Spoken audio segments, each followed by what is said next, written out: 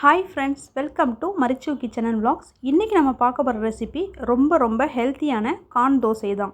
இது எப்படி செய்யலாம்ங்கறது பார்க்கலாம். அதுக்கு முன்னாடி நம்ம சேனலை நீங்க புதுசா பார்க்கறீங்கன்னா மறக்காம Subscribe பண்ணிக்கோங்க.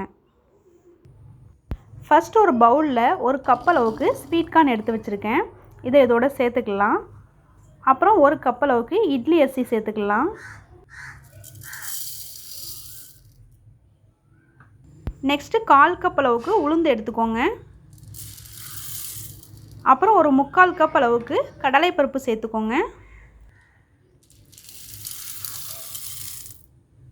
அப்புறம் 1 டேபிள் ஸ்பூன் அளவுக்கு பாசி பருப்பு சேர்த்துக்கோங்க. இது எல்லாத்தையுமே நல்லா 2-3 ட்ரிப் தண்ணி விட்டு நல்லா வாஷ் பண்ணி எடுத்துக்கோங்க.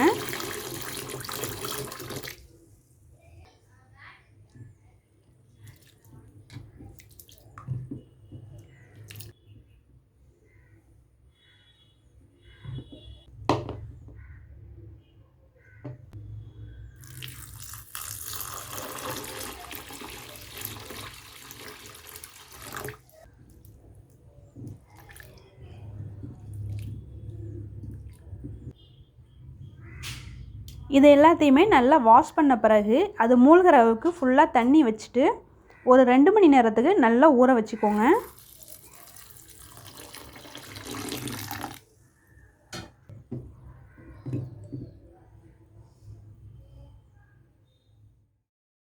இப்போ 2 மணி நேரம் ஆயிட்டு இதை மிக்ஸி ஜாரில் போட்டு அரைச்சி எடுத்துக்கலாம். நாம் இதை அரைக்கிறதுக்கு பெரிய ஜார்லேயே அரைச்சிக்கலாம். இது எல்லாத்தையும் இந்த பெரிய ஜார் ஃபுல்லாகவே போட்டு ஒரே ட்ரிப்பாகவே அரைச்சி எடுத்துக்கலாம்.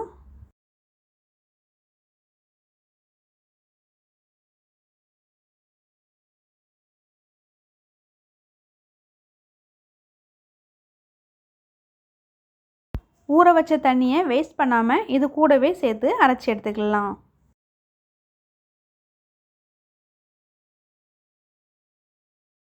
இப்போ இது கூட இதுக்கு தேவையான அளவுக்கு கொஞ்சமாக உப்பு சேர்த்துக்கலாம். அப்புறமா கொஞ்சமாக காயப்பொடி சேர்த்துக்கலாம். நான் 1/4 டீஸ்பூன் அளவுக்கு காயப்பொடி சேர்த்துருக்கேன். இதை ரொம்ப மையாக அரைக்கக்கூடாது, கொஞ்சம் குறகுறப்பாகவே அரைச்சிக்கோங்க. ஓகே, இதை இப்போ நான் அரைச்சி எடுத்துக்கிட்டேன். இதை வேறு ஒரு பவுலுக்கு ட்ரான்ஸ்ஃபர் பண்ணிக்கலாம்.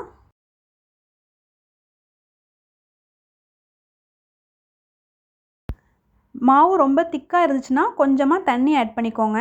ரொம்ப திக்காகவும் இல்லாமல் ரொம்ப தண்ணியாகவும் இல்லாமல் மீடியமாக இருக்கிற மாதிரி பார்த்துக்கோங்க.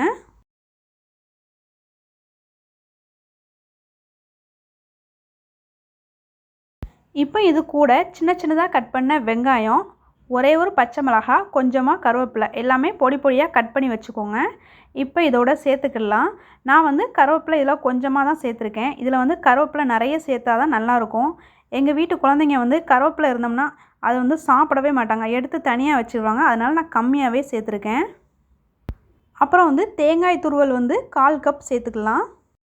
இப்போ இது எல்லாத்தையுமே மிக்ஸ் பண்ணிக்கலாம். உங்கள்கிட்ட முருங்கை இலை இருந்துச்சுன்னா இது கூடவே ஆட் பண்ணிக்கோங்க. டேஸ்ட் ரொம்ப நல்லாயிருக்கும், ரொம்ப ஹெல்த்தியும் கூட. இதை மிக்ஸ் பண்ணும்போது ரொம்ப திக்காக இருந்துச்சு அப்படின்னா கொஞ்சமாக தண்ணி சேர்த்து மிக்ஸ் பண்ணிக்கோங்க. அப்போ தான் தோசை ஊற்றுறதுக்கு ஈஸியாக இருக்கும் உங்களுக்கு. இந்த மாவு நீங்கள் தோசை மாவு மாதிரி புளிக்க வைக்கணும் அப்படிலாம் தேவையில்லை. இதை நீங்கள் அரைச்ச உடனேயே நீங்கள் தோசை ஊற்ற ஆரம்பிச்சிடலாம்.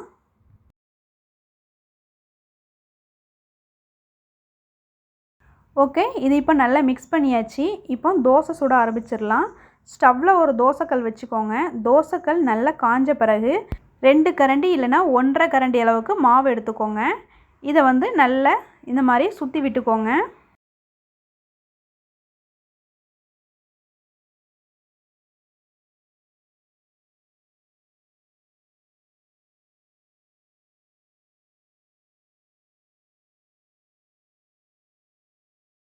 இப்போ இதை சுற்றி 1 ஸ்பூன் அளவுக்கு நல்லெண்ணெய் விட்டுக்கோங்க.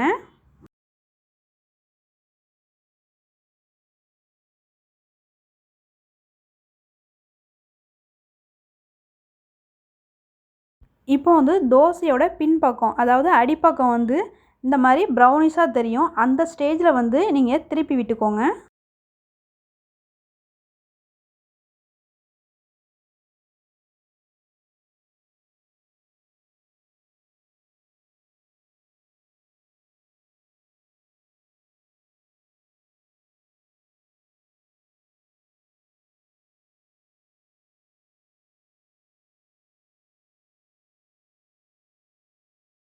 இன்னும் 2 தோசை வந்து இதே மாதிரி சுட்டு எடுத்துக்கலாம்.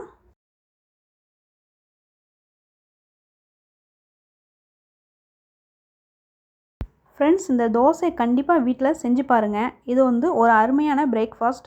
வீட்டில் செஞ்சு பார்த்துட்டு எனக்கு வந்து கமெண்ட்டில் சொல்லுங்கள். உங்கள் ஃப்ரெண்ட்ஸுக்கும் ரிலேட்டிவ்ஸ்க்கும் இந்த வீடியோவை ஷேர் பண்ணி விடுங்க. இந்த கார்ன் தோசைக்கு வந்து சைட் டிஷ்ஷாக தேங்காய் சட்னி வச்சு சாப்பிடுங்க, இல்லைனா அவியல் வச்சு சாப்பிடுங்க. அவ்வளோ டேஸ்ட்டாக இருக்கும். ஃப்ரெண்ட்ஸ், இந்த வீடியோ உங்களுக்கு பிடிச்சிருந்துச்சுன்னா லைக் பண்ணுங்கள், ஷேர் பண்ணுங்கள். நம்ம சேனலை நீங்கள் புதுசாக பார்க்குறீங்கன்னா மறக்காமல் சப்ஸ்கிரைப் பண்ணிக்கோங்க. கூடவே பக்கத்தில் ஒரு பெல் பட்டன் இருக்கும், அதை கிளிக் பண்ணிவிட்டு ஆல்னு ஒரு ஆப்ஷன் இருக்கும், அதையும் கிளிக் பண்ணிக்கோங்க. அப்போ தான் நான் போடுற ஒவ்வொரு வீடியோஸும் உங்களுக்கு நோட்டிஃபிகேஷனில் காட்டும். நான் மறுபடியும் வேறு ஒரு டிஷ்ஷில் உங்களை மீட் பண்ணுறேன். இது வரைக்கும் நீங்கள் வீடியோ வாட்ச் பண்ணதுக்கு தேங்க்யூ.